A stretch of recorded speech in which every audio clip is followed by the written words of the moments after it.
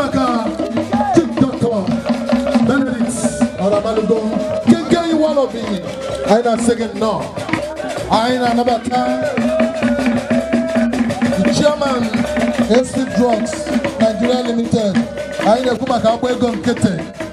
Thomas, Makano, if you look at them, oh, what would you tell me? There's your good.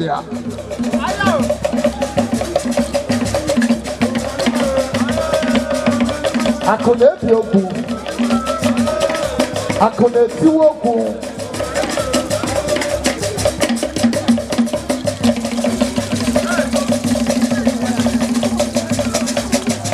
I can wenda karaka.